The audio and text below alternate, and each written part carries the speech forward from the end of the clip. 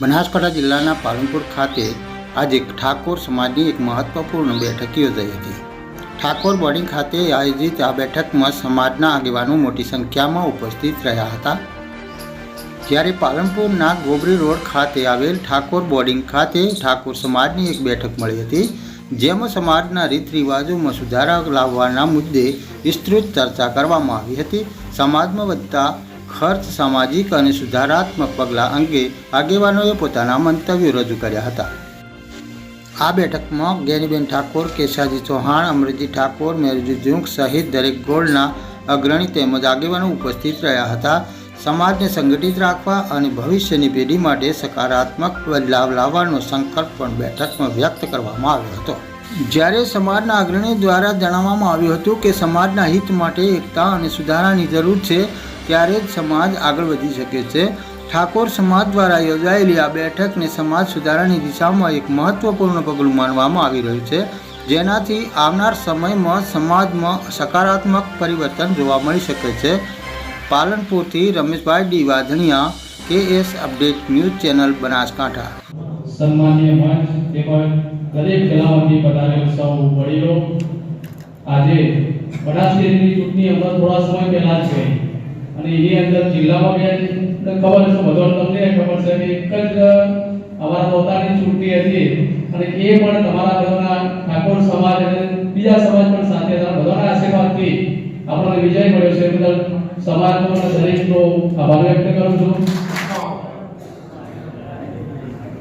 6 તાલુકાની મીટિંગ માં ઉપસ્થિત આપણા લોકપ્રિય બનાસકાંઠા બેના સાંસદ બેન શ્રી જ્ઞાનીબેન, પૂર્વ મંત્રી, પૂર્વ ભારતીય જનતા પાર્ટીના પ્રમુખ અને દિયોદરના ધારાસભ્ય કેશાજી ચૌહાણ સાહેબ, આપણા બાપજી, આપણા સમાજના અને જન્મે પાછા દુઃખ છે કે ડોક્ટર સાહેબ, એટલે તમારો તો ખાસ એટલા માટે બેન શ્રી પિનરબેન, ફતાજી સાહેબ,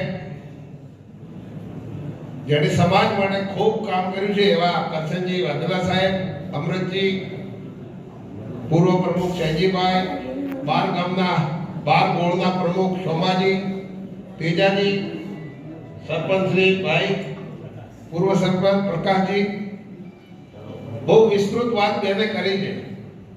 આપણે ઘણા પાછળ છીએ, આપણે પહેલા આગળ હતા પણ અત્યારે પાછળ થઈ ગયા। આજે 10-12 તાલુકાની એમની બધું બંધારણ નક્કી કરી દીધું છે અને 4મી તારીખે એની મીટિંગ અમલ બી કરવાની છે। આપણે પાછળમાં પહેલી પૂરી છે એ બાજુ આપણા ગોળ સિસ્ટમના કરતા તાલુકાનું આખો ચાલે છે।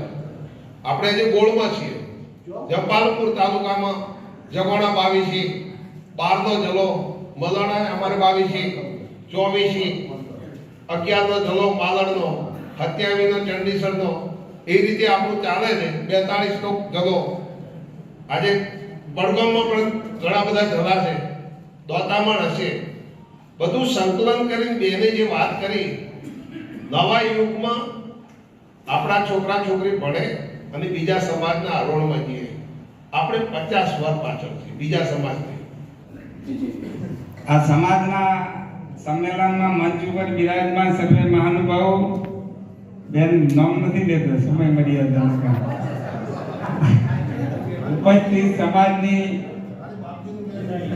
ધોળી દલી યુવાન મિત્રો, ભાઈઓ અને પત્રકાર મિત્રો, તમે જો પ્રયત્ન કરો તો 5-10 વર્ષની અંદર તો બધા સમાજોને પાછળ છોડી દે એટલી તાકાત આ સમાજ પાસે છે।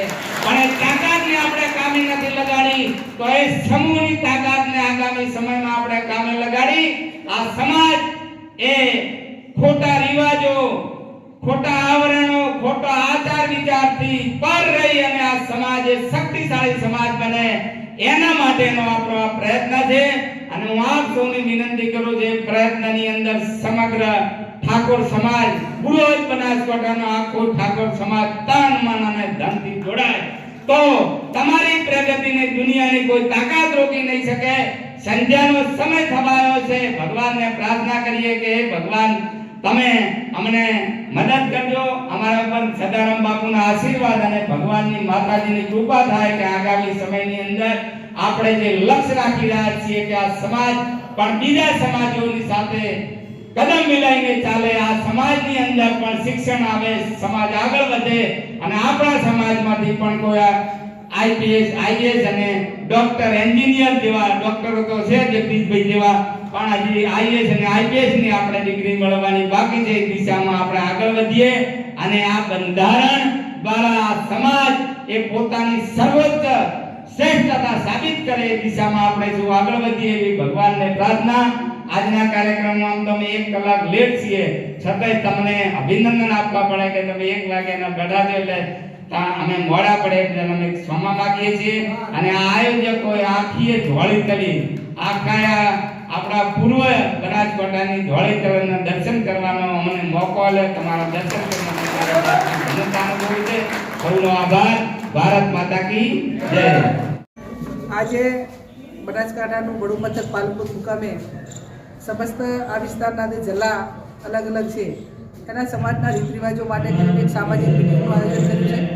સમગ્ર બનાસકાંઠા જિલ્લો હોય, વાવ, થરાદ ને પાટણ, આ ત્રણેય જિલ્લાનો ઠાકોર સમાજ એ 4/1/2026ના રોજ ત્યાં દિયોદરના વગરની થાળી ભેગો થઈ લગ્ન પ્રસંગ હોય કે તમામ પ્રસંગોની અંદર સમાજ કઈ રીતે ખર્ચા ઓછા કરે અને સમાજ નાના મોટા વ્યસનોમાંથી બહાર નીકળી શિક્ષણ તરફ કઈ રીતે વધે આગળ, એના માટેના સર્વપક્ષીય આગેવાનોના પ્રયત્નો છે.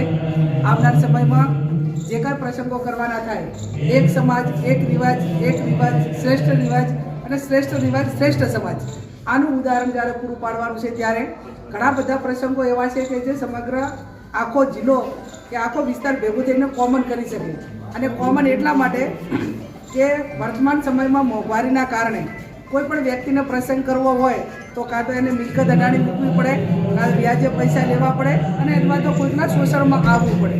આ પરિસ્થિતિ જ્યારે વર્તમાન સમયની અંદર ઘણી બધી વધી ગઈ છે ત્યારે આવનાર સમયમાં એના પ્રસંગો માટે કોઈની ગુલામી ન કરવી પડે, ક્યાંક એનું શોષણ ન થાય અને એક ગરીબ અને તબંગર પૈસા વચ્ચે અને ગરીબ વચ્ચેનો ભેદભાવ છે એ પ્રસંગોમાં દૂર થાય તો ક્યાંક ને ક્યાંક બેન દીકરીઓમાં કે એમાં ઘણા પ્રસંગો પાત મન દુઃખ થતા હોય છે.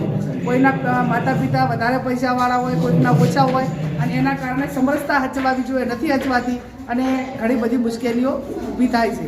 આ ના થાય એના માટે કે તમારું સમાજનું બંધારણ એક વ્યવસ્થિત બનાવવાના છીએ અને એમાં સમાજનું સમર્થન લેવા માટે કરીને આજ મિટિંગનું આયોજન કર્યું. ખાસ કરીને સમાજની અંધશ્રદ્ધા દૂર થાય અને દારૂનું વ્યસન દૂર થાય એ માટે સમાજ સતત પ્રયત્ન કરી રહ્યો છે. મેં કીધું અનેક વખત કે કોઈ પણ દેવ ઉપર તમારે શ્રદ્ધા હોઈ શકે પણ અંધશ્રદ્ધા નહીં. હવે અંધશ્રદ્ધા કોણ કે ભૂતકાળની અંદર આજ વર્ષો પહેલાં દીકરીઓને દૂધ પીતીની પ્રથા હતી, તો એ પ્રથા કોઈક બુદ્ધિજીવી ક્રાંતિકારી લોકોએ એ પ્રથાઓ દૂર કરી.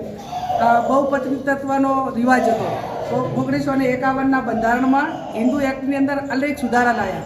એમ બંધારણીય રીતે આપણને અંધશ્રદ્ધાથી કદાચ મદદ મળે કે ન મળે, ગુજરાત સરકારે તો વર્તમાન સમયની અંદર અંધશ્રદ્ધા માટે બિલ પસાર કર્યું છે વિધાનસભામાં કે આ ભાઈ તમામ પ્રકારની જે અંધશ્રદ્ધાઓ છે એ અંધશ્રદ્ધાઓથી બચવા માટે બિલની અંદર ફોજદારી ગુના હાથે અન્ય કલમોનો ઉમેરો કરી અને એને બંધારણીય કાયદાની જોગવાઈમાં લીધું છે.